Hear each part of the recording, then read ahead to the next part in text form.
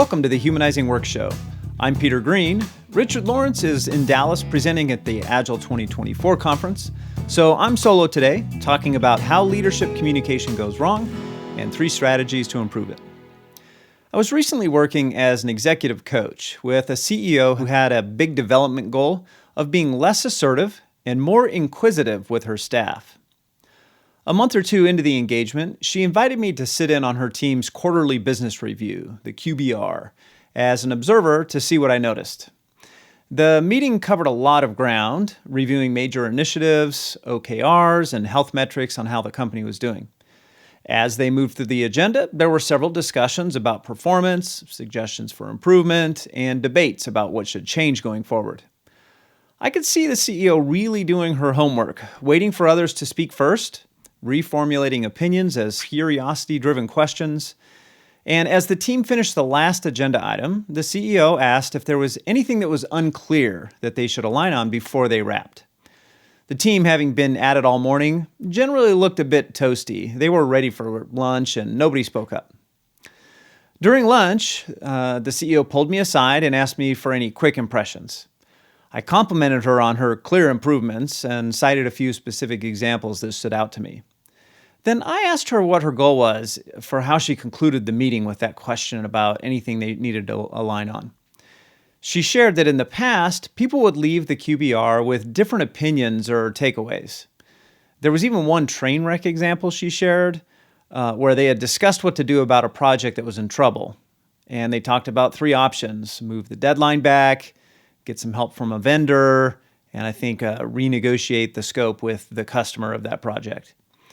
She described how then after the meeting, different versions of all 3 of those options somehow made it into the rumor mill of the organization, and things had blown up a bit until they spent the time to clean it up. So she wanted to make sure they were aligned.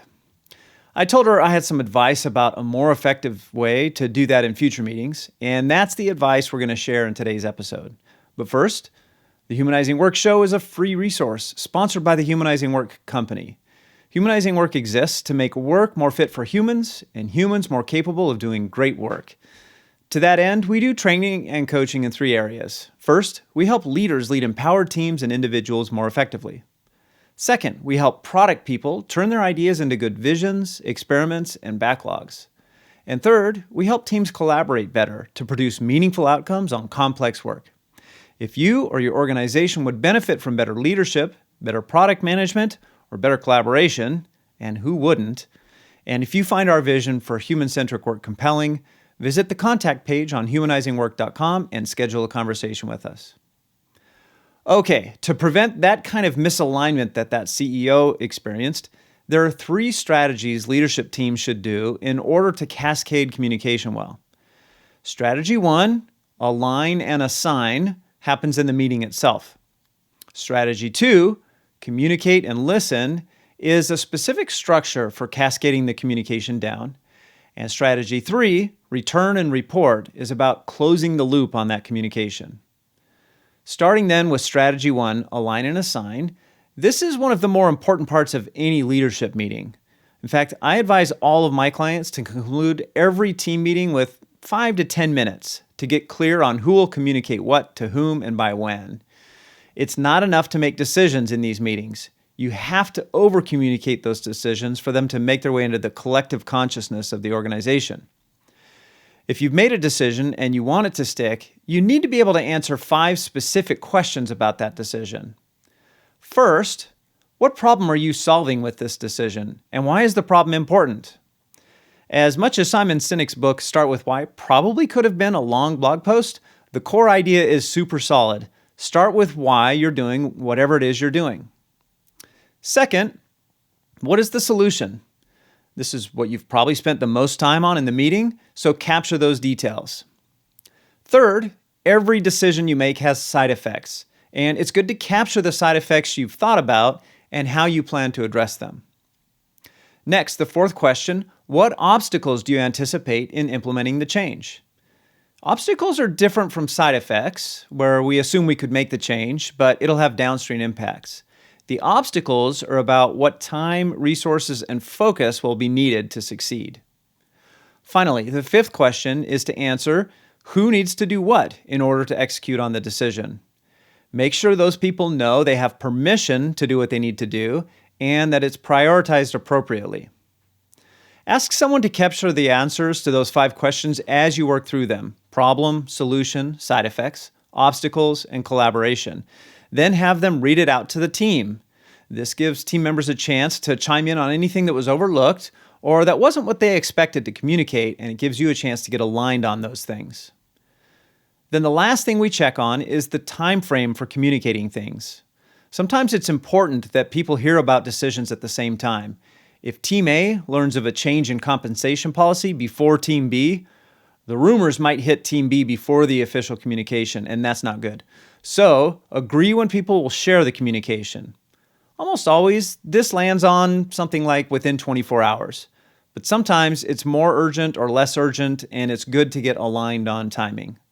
So that's strategy 1. Align and assign. Align on your answers to the 5 questions, then assign who will communicate what to whom and how at the end of the meeting. Strategy 2, communicate and listen, is a structure for how to share the information aligned on in step 1. This structure achieves 2 goals. First, it helps decisions stick by ensuring that they're clearly communicated. And second, it helps surface concerns the leaders may not have been aware of when they made the decision. This structure, by the way, is a variation on the Humanizing work feedback process. If you're unfamiliar with that pattern, you can check out episode 121 to learn more. We'll drop a link to that in the show notes, and we'll share a graphic for specifically how to use this process for communication. The process has 6 steps. Steps 1, 2, and 6, the opening 2 and the closing 1, are about sharing something. Steps 3, 4, and 5, the middle steps, are about listening to specific things. Step 1 is to set the context. What's the background on why we're talking about this today? The problem that you aligned on at the beginning of align and assign is good context for this. Step 2 is the actual content. Share the decisions as well as the side effects, obstacles, and collaboration. Whatever it is, then over to the listening side. Step 3 is for questions, specifically clarifying questions. For people that you've communicated to, what didn't make sense? What did you not understand about the context or the content? Then on to step 4, which is kudos. What do you like about this decision or this direction?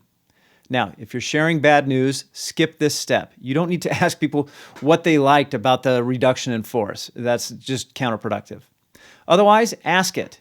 It's often enlightening to hear what stands out as positive to different people on your staff. And for the people that might be uncertain about a decision or direction, it's good for them to hear from the enthusiastic ones on your team instead of always coming directly from you. Step 5 is concerns.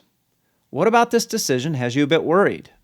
Focus on listening and capturing concerns here. It's not a debate, and you don't need to immediately address those concerns or even commit to doing it in the future. If there are some concerns that are easy to address, like maybe somebody misunderstood something or wasn't aware of what resources are being made available, feel free to address them immediately. But in this step, the primary focus is on being an empathetic listener. People want to be heard, so make sure that their concerns are heard. Finally, back to sharing for step 6, which is your conclusions. What are you hearing in the kudos and concerns? What are the themes? What are your big takeaways? And what can you commit to do about those concerns, if anything? Again, you don't have to commit to addressing those concerns. A big risk here, in fact, is sort of complying with your team's concerns at the expense of honoring the commitment to the decision you made with the leadership team. That's not the goal of this process or this step, and it's not healthy. The real purpose is, again, for you to be empathetic and aware of how the decision impacts people. Think about mitigating the downsides of the decision, not changing the decision. All right, so that's communicate and listen. And then finally, strategy 3, return and report, is about closing the loop. If everyone on the leadership team has used strategy 2 to share the key points from strategy 1, return and report to the leadership team that you've done it. And share your conclusions from step 6, the kudos and concerns that stood out to you when you shared it with your staff. Creating shared awareness of what people are excited about and what they're concerned about helps the leadership team prepare to execute the decision well. Don't wait for the next meeting to share these. Send them via email or Slack or Teams or whatever you're using as soon as you have them. Using these 3 strategies, align and assign, communicate and listen, and return and report, prevents communication train wrecks like my client experienced, and also helps surface concerns that the leadership team may have overlooked. Don't assume everyone on your team is aligned until you've tested that alignment.